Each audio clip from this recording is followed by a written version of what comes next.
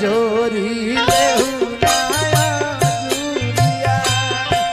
बबुआ कर जोरी लहू नया जुरिया अपना मम्मी के कर परनाम हजूरिया सोहाग से भरी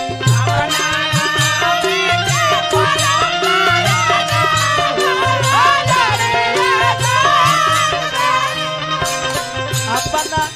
मम्मी के कर परनाम हो हजूरिया सोहाग से भरी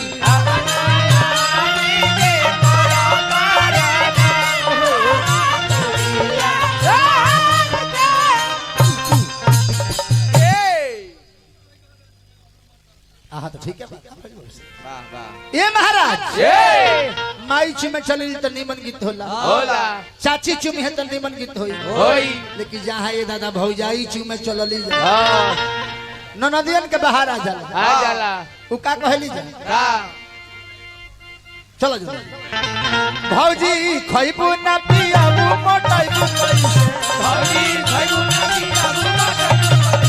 भौजी खइबू ना पियाबू मोटाइबू कैसे भौजी खइबू ना पियाबू अपना भैया कौन कर लोटाइबू कैसे अपना भैया कौन कर लोटाइबू कैसे भैया के होय दो जाने नाचे ना तीन जाने ना भौजी एक बोरा धान तहरा कुटे के परी भौजी एक बोरा धान तारा कुटे के परी भौजी एक बोरा धान तहरा कुटे के परी भौजी एक बोरा धान तारा कुटे के हमरा भैया के लोग तहरा हमरा भैया के लोग तहरा सुते के परी ओए ई करे अरे बा ई तो बड़ी खतरनाक हो जाई भी अरे बाप हो बाप चुमा तरह के चुमा ले तरे रे बाप हो अभी तो बड़ा मरद मार भी है जी हां वो पाउडर चाटता रे जनन नहीं हां इस प्रकार से चुमावन हो जाला हो जाला आ चुमावन के बाद दुल्हा जी हाजी आ जी जाए अब वो कपड़ा खोल दी खोल दी पायजामा खोल दी कपड़ा बदल के तिल कहलो खियावल जाला हां कपड़ा आ खोली एही बेरा हमने की यहाँ गाड़ी होला होला गाड़ी गोपाल तिल कहलो के खियावे खातिर गाड़ी होला कौन गाड़ी होला गोपाल गाड़ी ए हे कैसन बा गोपालगंज के गाड़ी यही खातिर गाड़ी होला के तिल कहरु के यदि 5 कौर के भूख बा हां त गाड़ी सुन के हाजी 10 कौर खई है खई है आ हर गाड़ी में पहले हां राम जी के साक्षी मानल जात रहा हां जा बबुआ पाउडर राम जी के साक्षी मान के गाड़ी होई होई हर गाड़िए में लोग कही कि हाय सिया राम के भजी भौजी जननी जननी लोग कहत रहलो हां का हां सावन मासे समधि काहे ना आइले कटहरा की अधिकारी है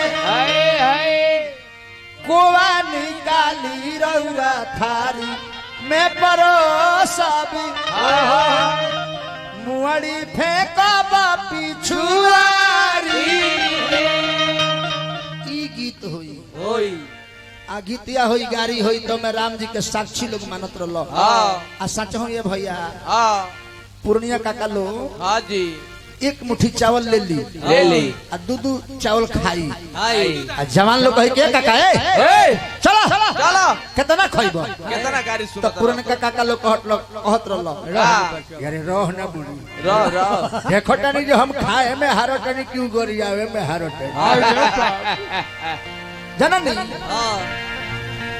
तब लोग गावत रहलो कि अपना महलिया से निकले ली दिल कहरु बहू अपना मोहलिया से निकले दिल अपना महली हाथ के ढकनिया लिहले निकले ली दिल कहरु बहू ढोकनिया लहले निकले दिल अब के दी है हम के जोरा नावा हाय सिया राम के भजी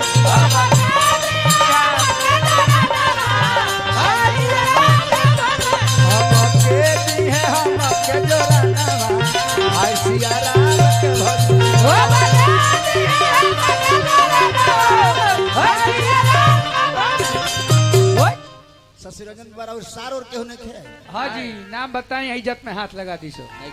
सार नहीं खे केवल चाहे कोनो बात नहीं कोनो मिठाउआ हित ने खेलो तलो कहल रहलो कि अपना महलिया से निकले ले दशरथ राजा अब हम देव तोह के जोरा नवा हाय सिया राम के भोजी तो हमरो जोरा नवा सुन ल बड़ी माता वाला हो अब हो जई है भर गोदी बेटा